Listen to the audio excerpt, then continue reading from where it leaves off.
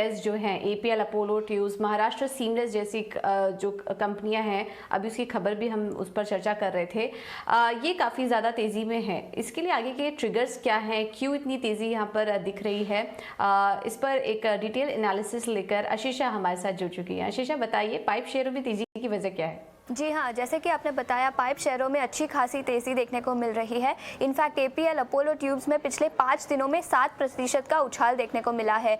Venus pipes जो एक recent listing है, उसमें पिछले 1 महीने में अराउंड 35% का उछाल देखने को मिला है। और महाराष्ट्र सीमलेस में भी सिमिलर स्टोरी है, पिछले 6 मंथ्स में अराउंड 38% का राइज देखने को मिला है। अभी इसकी वजह जान लेते हैं। याद रखें, डिमांड जिस सेक्टर से आती है इस स्टील पाइप्स की, petrol, petchem, chemical industry, oil and gas, इन सब सेक्टर्स में कैपिटल इन्वेस्टमेंट किया जा रहा है और उसी के चलते स्टील पाइप्स की डिमांड बढ़ रही है। इंडिया डोमेस्टिक स्पेसिफिक बात करें तो सेंट्रल और स्टेट गवर्नमेंट का फोकस वाटर इंफ्रास्ट्रक्चर पर है और उसी के चलते भी स्टील पाइप की डिमांड बढ़ रही है। इनफैक्ट मैनेजमेंट का आउटलुक भी काफ़ी स्ट्रॉन्ग है, ऑर्डर बुक काफ़ी स्ट्रॉन्ग नज़र आ रही है। काफ़ी मैनेजमेंट्स का ऐसा मानना है कि एक्सपोर्ट डिमांड काफ़ी स्ट्रॉन्ग है, इंक्वायरीज बढ़ रही है और उसी के चलते भी इस स्टॉक्स में मूवमेंट देखने को मिल रही है। स्टॉक स्पेसिफिक बात करें तो एपीएल, अपोलो के रिसेंटली ऑपरेशनल अपडेट आए थे। इनफैक्ट सेल्स वॉल्यूम्स में हमने हाईएस्ट क्वार्टरली सेल्स वॉल्यूम देखे इस क्वार्टर में, 6 लाख टन्स के आसपास आए थे, जो 41% का ग्रोथ था ईयर ऑन ईयर बेसिस पर और अराउंड 42% का ग्रोथ देखने को मिला सिक्वेंशियल बेसिस पर।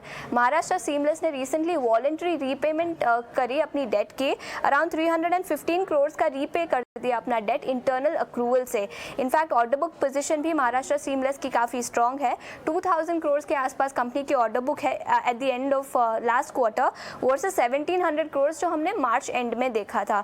जिंदाल 100 की भी बात कर लेते हैं, उसमें भी तेज़ी देखने को मिल रही है। ऑर्डर बुक पोजीशन में उछाल है, 6000 करोड़ के आसपास कंपनी की ऑर्डर बुक थी at the end of July quarter versus 5200 crore जो हमने प्रीवियस क्वार्टर में देखा था। इनफैक्ट जिंदाल 100 के मैनेजमेंट ने ऐसा भी कहा था कि order book position company buildup कर रही है मार्केट वॉलेटिलिटी और डिमांड देखते हुए। बाकी इंडस्ट्री ट्रिगर्स की भी बात कर लेते हैं। चाइना से जो इंपोर्ट होता था स्टील, उस पर एंटी डंपिंग ड्यूटी लगाई गई है और ये एक्सटेंड कर दी गई है 2026 तक। और ग्लोबल टेंडर्स की बात करें तो डोमेस्टिकली जो डिमांड जनरेट होती है उसमें ये रूल है कि 200 करोड़ से कम के लिए ग्लोबल प्लेयर्स बिड नहीं कर सकते और ये डोमेस्टिक प्लेयर्स के लिए काफ़ी पॉजिटिव है। सो कई सारे रीजंस है जिसके कारण इन स्टॉक्स में तेज़ी देखने को मिल रही है, लेकिन प्राइमरीली यही रीज़न है कि जो सेक्टर से इस सेक्टर के लिए डिमांड आती है, oil and gas, petchem, water infrastructure, pharma, इन सब में कैपिटल एक्सपेंडिचर अनाउंस किया जा रहा है और उसी के चलते इनकी डिमांड बढ़ रही है और स्टॉक में तेज़ी देखने को मिल रही है। ओके, बहुत बढ़िया। पाइप शेयरों में तेज़ी क्यों, ये सारे फैक्टर्स समराइज करते हुए आशीषा आपको नजर आ रही थी, लेकिन मैं एक एक करके आपको कुछ पाइप कंपनी के चार्ट सिखाऊंगा और जल्दी से अपने टेक पैनलिस्ट के साथ और मयूरेश के साथ भी एक एक target levels to watch out for. Maharashtra Seamless की तो बात हो गई, अब हम बात करते हैं वीनस पाइप्स, रत्नामनी, हरिओम पाइप्स और एपीएल अपोलो। चार्ट लेके आइए डायरेक्टर साहब जल्दी से। Venus pipes recently listed company, Nippon AMC के ब्लॉक डील्स में नाम आए। डायरेक्टर साहब, हाँ ये देखिए, कल 5% ऊपर था और 3 महीने का ग्राफ दिखाइए। किरण, जल्दी से वीनस पाइप्स का चार्ट देख के टारगेट प्राइस, सिर्फ टारगेट प्राइस बताएं। वीनस पाइप की अगर मैं बात करूं तो 600 से लेके 650 के बीच में ये ऑलमोस्ट जो पिछले 4 दिन से कंसोलिडेट हो रहा है, तो 650 के ऊपर एक फ्रेश ब्रेकआउट हम इसको गिनेंगे और रीसेंट कंसोलिडेशन के हिसाब से 700 का हमारा टारगेट रहेगा और स्टॉप लॉस इनफैक्ट अगर इसको चाहिए तो 630। वैशाली, अगर आप हमें हरिओम पाइप्स के बारे में चार्ट पे चेक करके बताएं। हरिओम पाइप में भी पीएमएस और एचएनआई एक्शन काफी हुआ है लास्ट 1-2 महीने में। Hariom pipes, I didn't know that actually. No, we were talking then what we are. Hariom pipes also trend एकदम ठीक है। मेरे ख्याल से ये एक नई एंट्री हो सकती है 260 के स्टॉप लॉस के साथ और ये स्टॉक नियर टर्म टारगेट रहेगा 295 to 300 levels.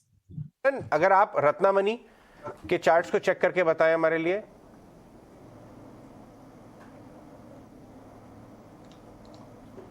Kiran, 2026 Ratnamani levels to watch out for. Ratnamani मनी अगर हम देखें तो डेली चार्ट के ऊपर एक राउंडिंग बॉटम पैटर्न बना हुआ है। प्रीवियसली जो सपोर्ट था 1920-1950 का, वहां से स्टॉक में एक bullish angle pin candlestick pattern भी बनी है। सो ओवरऑल स्ट्रॉन्ग सेटअप है।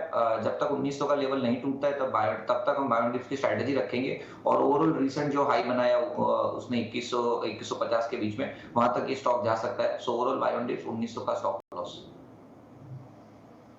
तो Ratnamani Metals, APL, Apollo, Maharashtra Seamless और वीनस पाइप्स, ये सारे के सारे पाइप स्टॉक्स और अभी सारे रैशनल हमें आशीषा ने बताएं। तो डिमांड काफ़ी बढ़ती हुई, इंक्वायरीज में लगातार बढ़त है, एक्सपोर्ट डिमांड में भी बढ़त है और इनकी ऑर्डर बुक्स भी काफ़ी स्ट्रांग नजर आ रही है। मयूरेश, क्विक टेक आपका फंडामेंटल एनालिसिस, ये सारे के सारे पाइप सेक्टर से जुड़े स्टॉक्स जो हमने डिस्कस किए उनमें से आपको कौन सा पसंद आता है? So I think Maharashtra Seamless, Mansi और Venus are looking very very strong as per the O'Neill methodology. I think above pivot levels हैं और अच्छे खासे strongly trade कर रहे हैं।